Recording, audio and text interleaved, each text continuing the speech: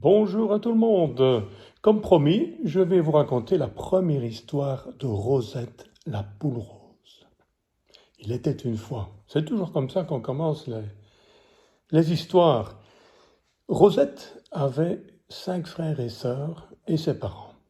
Et ils habitaient dans une grande maison juste à la lorée du bois.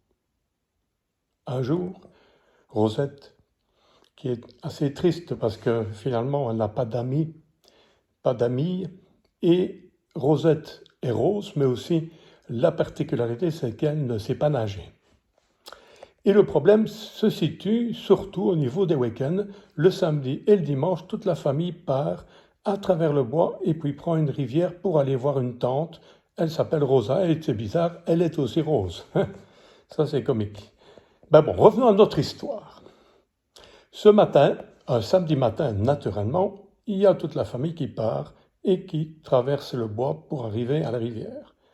Mais pendant ce chemin, naturellement, il y a des bruits bizarres. C'est normal, dans un bois, il y a toujours des craquements.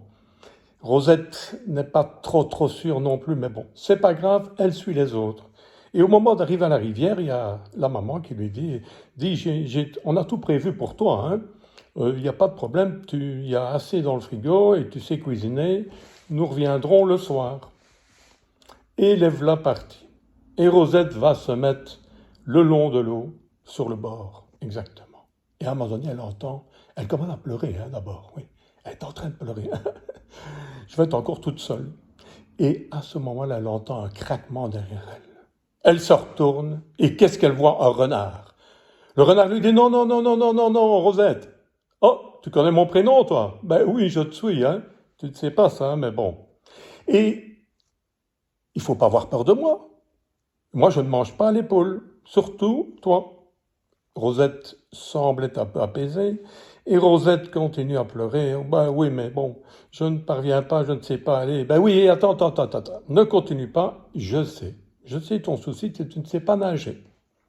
Que tu sois rose, c'est pas grave, hein. Tout le monde peut être différent. Mais tu ne sais pas nager, donc je vais appeler mon copain Thibaut. Moi, c'est Renardo. Ah oui, j'ai oublié de te dire, je m'appelle Renardo. Et il crie après Thibaut. Thibaut! Toujours pas, il ne répond pas. Il répète ça plusieurs fois. Et puis à un moment donné, il y a Thibaut qui arrive et qui tombe sur Rosette. Là, c'est marrant parce que, et comme elle est près du bord, elle a manqué de tomber dans l'eau. Il y a Thibaut qui dit, mais oui, qu'est-ce que tu veux, Renardo? Ben, on pourrait l'aider quand même. Ben oui, mais l'aider à quoi? Ben à nager, à apprendre à nager. Et alors, bon, voilà, Thibaut se dit, oui, ça va, d'accord, allez, j'arrive tout de suite. Et il revient avec une corde. Et comment est-ce que, à votre avis, Renardo et Thibaut vont l'aider à apprendre à nager? On réfléchit un petit peu.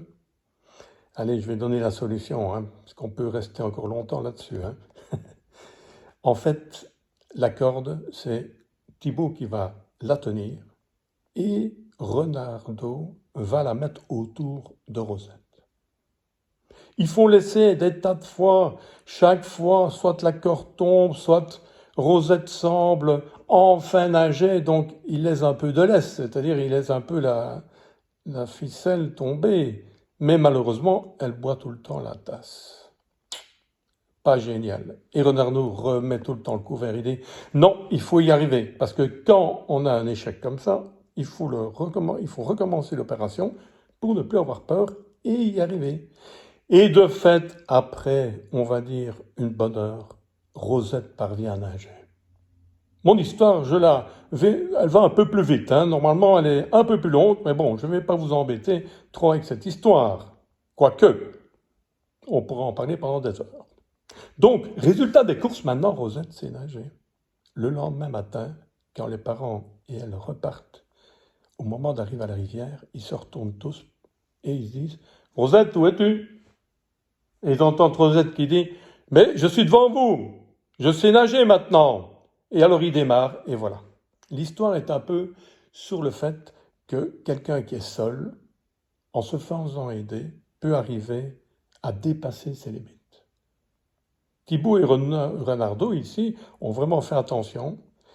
Et voilà que maintenant, la porte s'ouvre pour Rosette vers l'extérieur. Elle s'est fait 2 amis, et en plus, elle peut aller avec ses parents, retrouver sa tante Rosa qu'elle n'a jamais vue, parce que celle-ci est un peu âgée et ne sait plus se déplacer. Donc, conclusion des conclusions, c'est que c'est génial d'arriver à ce genre de situation. Tout le monde peut y arriver. L'important, c'est de faire attention aux autres. Les petites valeurs ici, le respect, l'écoute, être à côté, proximité, tout ça, c'est important. Voilà. J'espère que vous n'êtes pas trop ennuyé avec cette histoire.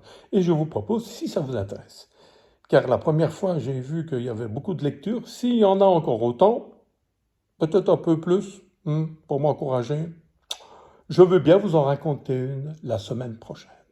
Je vous souhaite une belle journée et à très bientôt.